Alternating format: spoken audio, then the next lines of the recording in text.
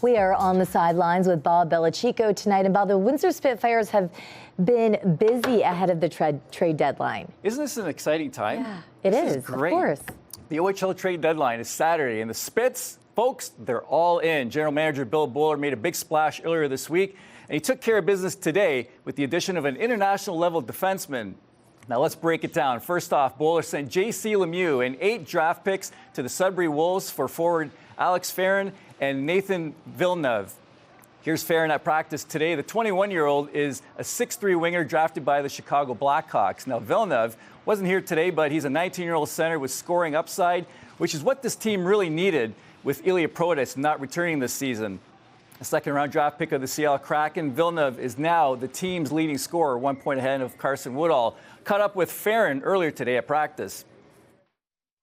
I think all the guys here, we're all in, and our goal is to win a championship and a Memorial Cup, and I'll play any role. I'll do the best I can, night in, night out, to do that and help our team win, and I'm very excited. Men, competitive, skilled, they're hungry to win, and yeah, we had those two plus Greentree and Spelsey now coming back into our lineup, putting 4 pieces back in, so yeah, we're excited. It's going to be fun. Now, to keep pace with other contenders, General Manager Bill Bowler took care of the back end today, picking up defenseman Jacob Fibiger from Brampton Steelheads in exchange for Carter Hicks and 3 draft picks. Fibiger is also a Seattle Kraken draft pick who played for Czechia at the recently completed World Junior Championships in Minnesota. The 19-year-old had 24 points in 27 games for Brampton this season. All 3 of these players don't have much playoff experience, but they are older than the players traded away. Older players that have proven in this league, it costs, and unfortunately, you know, we have to let some players go that have bright futures. They're great players, great kids, but that's the league we're in, and that's the kind of the business or the state of how to improve hockey clubs. Now, contenders are trying to improve as well. Kitchener made a big splash today, picking up London Knights captain Sam O'Reilly and Jared Woolley for a player, and get this, 10 draft picks. Yes, the price is high because a lot of teams want in on the action. We're sitting in first place in our conference, knowing full well other teams were going to try to bolster their rosters. We're no different. So the Western Conference is a beast. It always has been, always will be. We're hoping we can have some fun here in the next couple months.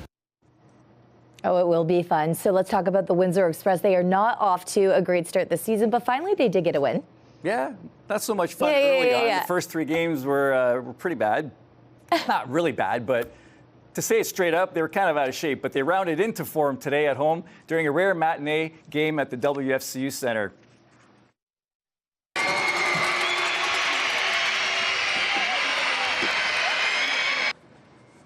Yeah, that screechiness is of the kids in the stands. It was loud at the arena. Kids from local schools trying to get on the Jumbotron. Hey, how about TV instead, kids? Smile. The Windsor Express taking on Lake Erie, the Jackals. Latin Davis had a game for himself today. 44 points leading Windsor to their first victory of the season. 119-96, the final. We just wanted to get over that hump. Few games we felt like we let go. Me being a leader, I take the responsibility of that, but we just wanted to get over that hump. Now I feel like we got our groove, just seeing a win on the board. Some of these kids, they look up to us, so we glad we could give them a show, and we're just proud that we got this win. I get to practice my French now. On the high school scene, there was a good game at l'École Secondaire La Salle last night. Les Aigles taking on the undefeated Essex Red Raiders in a barn burner.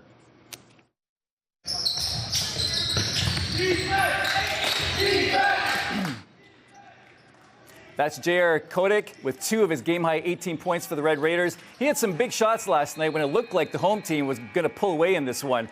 Essex ekes out a 60-57 win to remain undefeated at 6-0. Cardinal Carter right behind them at 5-0. Lestour had their 3-game unbeaten streak snapped and fall to 4-2. Especially at the start, we had like a 10-point lead. And then throughout the whole first half, we beat them. And then at the second half, you know, it didn't fall in that way. Shots weren't going in. And then, you know, their offense was better than non-offense. So that's how it kind of played out. We've been working hard. We had 1 practice over the break, and we went out there, practiced hard, came out here ready for Lestour, knew it was going to be our hardest competition, and came out here on top, 60-57. So that's what we like. I hear Western has a new football coach. Yeah, this was interesting, but not a surprise. Michael Falls actually left Laurier and is now the head coach of the Western Mustangs. Why that matters to us? Well, there was a thought that Windsor Lancers head coach J.P. Circelli might have been interested in that position. Turns out he wasn't. In fact, Circelli told me earlier this week that he didn't even apply for the job. Born in London, Circelli coached the Junior Mustangs and was an offensive line coach at Western before coming to Windsor. But he says he likes it here. This is home. Everyone says, hey, come home, do this, do that. No, this is the place to be. We've built something really special here. Our families are growing up here, and like I tell everyone coming here, it's a real special place. You've got to see it to believe it. And if you look at kind of our track record over the last, especially the last 4 years, we're building something really special here, and we want to see it through. And I want to see it through, too. He's a good guy. Next item is a week old, but it still feels good. The Windsor Spitfires honored referee Ryan Hutchison before their New Year's Eve Day game last week. They sent him off into retirement in a touching way.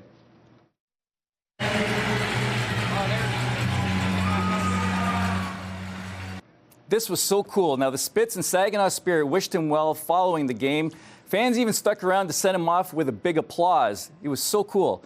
Hutch refed for over 30 years and relived some of those moments with friends and family at a quaint reception in the arena after the game. I asked him what his favorite memories are. He said Game 7, you remember this one? Game 7 of the Windsor-London series in 2017 when Windsor went on to win the Memorial Cup. That one was among the best. There was lots of things throughout the series, and it's just something I'll always remember. The other thing, too, is, I say it, but the last year Connor McDavid was in this league, I mean, every building you went to was just, it was electric, it was extra security, just there was a different buzz in the arena, and that was pretty cool. And I remember when Connor McDavid played his last game here in Windsor back in the day, and I remember the police escort he got from the locker room to the governor's room for the interview, and it was like high security.